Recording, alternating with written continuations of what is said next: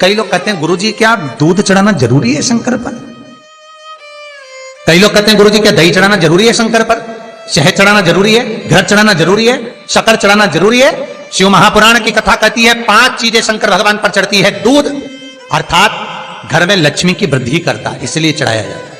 दही शंकर भगवान पर इसलिए चढ़ाते हैं क्योंकि यह परिवार को जोड़ता है। जिसके परिवार में क्लेश ज्यादा होता है, जिसके परिवार में आपस में तकरार ज्यादा होता है, उसको दही जोड़ता है। शहद घर में चिड़चिड़ प्रवृत्ति को समाप्त करता है। घी रोग को समाप्त करता है। शक्कर मिष्ठान घर में यदि लक्ष्मी आकर जा रही हो तो मिष्ठान समर्पित किया जाता है। इसलिए पंचामृत स्नान का भाव शिव महापुराण कहते हैं। पंचामृत स्नान का भगवान, इसलिए 5 चीजें शंकर को समर्पित हैं। दूध, दही, घृत, शहद, शक्कर अर्थात मिष्ठान। शक्कर से मूलतः यहां शिव महापुराण में शक्कर नहीं लिखी है, मिष्ठान। अब लोग शक्कर पीस कर अभिषेक करते हैं, परंतु मिष्ठान अर्थात गाय के दूध से निर्मित कोई मिठाई और उस मिठाई से भगवान शंकर का अभिषेक।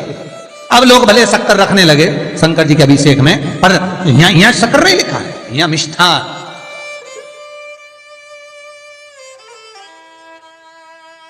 हमारे यहां सहज भाषा में कहते थे उसको खांड अर्थात मीठा। शिव महापुराण की कथा कहती है दर्पण इतना बड़ा ले लो। बंदर वाला अगर दर्पण वाली नहीं तो इतना बड़ा दर्पण लो, हनुमान जी के मंदिर में जाकर, क्योंकि हनुमान शंकर का ही अवतार है। हनुमान जी के मंदिर में जाकर हनुमान जी के उल्टे पांव का थोड़ा सा सिंदूर, चरण का थोड़ा सा सिंदूर एक कागज में लेकर आ जाइए। और हनुमान जी के छोटे भाई, हनुमान जी 6 भाई हैं, उसमें गतिमान, हनुमान जी के छोटे भाई गतिमान का नाम लो और गतिमान का नाम लेकर उस दर्पण पर सिंदूर से त्रिशूल बना दो। सिंदूर से त्रिशूल बनाकर उस दर्पण को घर के बाहर, दर्पण का मुख बाहर की ओर, ऐसे बाहर की ओर मुख कर कर दर्पण को घर के बाहर या दरवाजे पर, बिल्डिंग पर, ऊपर जाली में, फ्रंट में कहीं पर भी उसको लगा दीजिए। महाराज केवल शंकर का स्मरण कर कर, गतिमान का नाम लेकर, हनुमान के उल्टे पांव का सिंदूर का त्रिशूल बनाकर जो दर्पण को लगा देता है, आपको 1 महीने के अंदर अंतर मालूम पड़ जाएगा कि पिछले जो महीने निकले हैं उस महीने का अंदाजा लगाना कि घर में लोग कितने बीमार पड़ते थे और इस दर्पण को लगाने के बाद बीमारी कम हुई कि नहीं हो कम तो ठंडा कर देना, क्या जा रहा है, पर करके जरूर देखना। विश्वास रखकर करोगे, भगवान शिव का अनुमोदन कर कर, भगवान शंकर पर विश्वास रखकर करोगे तो बीमारी घेर नहीं सकती। अकाल मृत्यु हो मरे जो काम करे चंडाल का, काल उसका क्या बिगाड़े जो भक्त हो महाकाल का। शंकर की आराधना करने वाला, शिव का स्मरण करने वाला, शिव को निवेदन करने वाला, शिव अर्चना में डूबने वाला, शिव का अनुमोदन करने वाला कभी दुखी नहीं हो सकता। तो शिव महापुराण की कथा कहती है शंकर को जितना जल प्रिय नहीं, शंकर को जितना बेल प्रिय नहीं, शंकर को जितना शमी प्रिय नहीं, शंकर को जितना दूध दही प्रिय नहीं, शंकर को अगर कुछ प्रिय है तो सत्य प्रिय है। सत्यम शिवम सुंदर। इसीलिए हमारे यहां शास्त्र कहता है ब्रह्मा जी केतकी के फूल को लेकर आए, उसने झूठ बोला। ब्रह्मा जी गाय को लेकर आए, शंकर भगवान के सम्मुख में झूठ बोला। ब्रह्मा स्वयं झूठ बोले तो सिर कटा। कर्मनाशा नदी प्रकट हुई। और शिव महापुराण की कथा कहती है शंकर को सत्य प्रिय है अगर झूठ बोला है।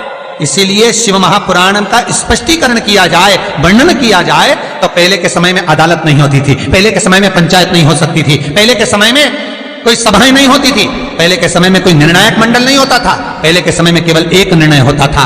गांव के लोग ले जाकर शंकर के मंदिर में खड़ा कर देते थे और कहते थे उठा गंगा जली, और कहते तूने ऐसा नहीं किया। गंगा जली उठाकर कह दे कि तूने ऐसा नहीं करा। क्यों गंगा जली उठवाते थे? क्योंकि लोगों ने शिव महापुराण सुन रखी थी।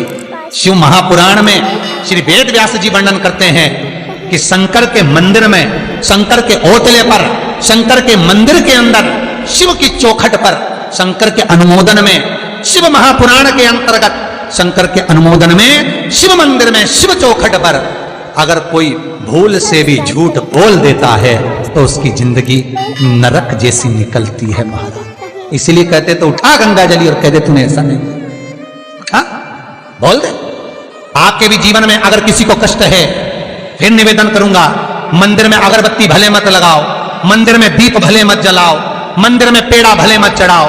अगर आपके मोहल्ले में, आपके पड़ोस में, आपके परिवार में, आपके नजदीक में अगर कोई दुखी है, कष्ट में है, उसको यदि प्रेम की वाणी भी बोल ली है, एक रोटी भी प्रेम की खिला दी, किसी के चेहरे पर इस्माइल ला दी, तो मंदिर में दिया जलाने के बराबर है साहब। मंदिर में दीप जलाने के लिए बेलपत्र भगवान माता पार्वती के अश्रु से है, रुद्राक्ष भगवान शंकर के अश्रु से है, शमी पत्र उमा और महेश्वर भगवान शंकर के विग्रह के सुख से जो जल प्रकट हुआ है, उस जल से शमी की उत्पत्ति है महाराज। दोनों के मिलन से, दोनों के मिलन से। जैसे एक मुखी से लेकर 14 मुखी तक रुद्राक्ष होते हैं, आपको पहले भी कथा में कहा, एक मुखी से लेकर 14 मुखी तक रुद्राक्ष होते हैं। सभी रुद्राक्ष का अपना अपना एक मंत्र होता है, अपनी अपनी एक साधना होती है जिसके अनुसार रुद्राक्ष काम करता है। एक मुखी रुद्राक्ष लक्ष्मी की वृद्धि के लिए होता है। कभी मौका मिले तो एक मुखी रुद्राक्ष का दर्शन करना। पर एक मुखी रुद्राक्ष जितना छोटे से छोटा होता है, जितना छोटे से छोटा होता है, उतना सुख दे। एक मुखी रुद्राक्ष लक्ष्मी की वृद्धि के लिए होता है, कार्य सिद्धि के लिए होता है। कोई भिखारी से भिखारी, गरीबड़े से गरीबड़ा भी अगर धारण कर ले, उसके घर में एक मुखी रुद्राक्ष अगर प्रवेश कर जाए तो सुख का अनुभव करा देता है, संपदा का अनुभव कराता है, सरस्वती का भाव प्रकट करता है, वैभव का भाव देता है। एक मुखी रुद्राक्ष का मंत्र है ओम ह्रीं नमः, ओम ह्रीं नमः। ये लक्ष्मी के लिए होता है। दो मुखी रुद्राक्ष बांधा को हरता है। कोई तकलीफ आ रही है, कोई प्रशासनिक कार्य है, कोई काम नहीं हो रहा, फाइल आगे नहीं बढ़ रही, बहुत तकलीफ आ रही है, तो दो मुखी रुद्राक्ष जो व्यक्ति धारण करता है उसका कार्य सफल होता है। दो मुखी रुद्राक्ष का मंत्र है ओम नमः। दो मुखी रुद्राक्ष का शिव महापुराण में जो मंत्र दिया है ओम नमः, विदेश्वर संहिता के अंतर्गत शिव महापुराण में रुद्राक्ष के 14 मुखी रुद्राक्ष के मंत्र दिए हुए हैं। आप शिव महापुराण नहीं पढ़ सकते तो मंत्र लिख लें। दो मुखी रुद्राक्ष का मंत्र है ओम नमः। 3 मुखी रुद्राक्ष विद्या प्राप्ति के लिए होता है।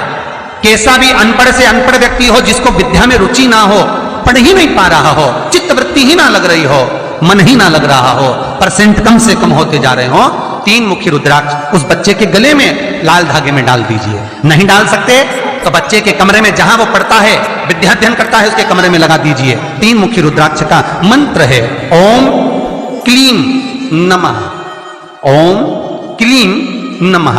ये 3 मुखी रुद्राक्ष का मंत्र है। इन मंत्र को कैसे सिद्ध करना है वो आपको 14 मुखी के रुद्राक्ष के पूर्ण होने पर वर्णन करते हैं। 3 मुखी रुद्राक्ष का वर्णन है ओम क्लीं नमः। 4 मुखी रुद्राक्ष खोई हुई वस्तु को प्रदान कर देता है महाराज। यदि कोई वस्तु आपकी खो गई है, कोई सामान आपका रखा गया नहीं मिल रहा, 4 मुखी रुद्राक्ष को एक चावल की कटोरी में, अक्षत की कटोरी में घर के केंद्र बिंदु में रख दीजिए महाराज। 4 मुखी रुद्राक्ष 2 रात्रि तक रखा रहेगा। तीसरी रात्रि को खोई हुई वस्तु आपके घर में कहीं पर भी प्राप्त हो जाएगी, पर होगी, मालूम पड़ जाएगा कि वस्तु यहां है। 4 मुखी रुद्राक्ष का मंत्र है ओम ह्रीं नमः, ओम ह्रीं नमः। फिर वर्णन आया 5 मुखी रुद्राक्ष। ये कार्य में सिद्धि देता है। व्यापार नहीं चल रहा हो, कोई नई दुकान खोली हो, नई फैक्ट्री खोली हो, नया कोई कार्य करने जा रहे हो, नहीं हो रहा है, पैसा लग रहा है पर आवक नहीं हो रही है, तो 5 मुखी रुद्राक्ष फल प्रदान करता है। इसका मंत्र है ओम ह्रीं नमः, ओम ह्रीं नमः। 6 मुखी रुद्राक्ष अटके हुए काम को सफल बनाता है। जिसका विवाह नहीं हो रहा हो, शादी नहीं हो रही हो, रिश्ते बहुत आ रहे हो, संबंध नहीं हो रहा हो, तो 6 मुखी रुद्राक्ष स्त्री हो चाहे पुरुष हो, उसके गले में लाल धागे में डाल दिया जाए। 6 मुखी रुद्राक्ष का मंत्र है ओम ह्रीं हूं नमः, ओम ह्रीं हूं नमः। ये 6 मुखी रुद्राक्ष का मंत्र है। 7 मुखी रुद्राक्ष श्री शिवाय नमस्तुभ्यं। श्री शिवाय नमस्तुभ्यं। श्री शिवाय नमस्तुभ्यं।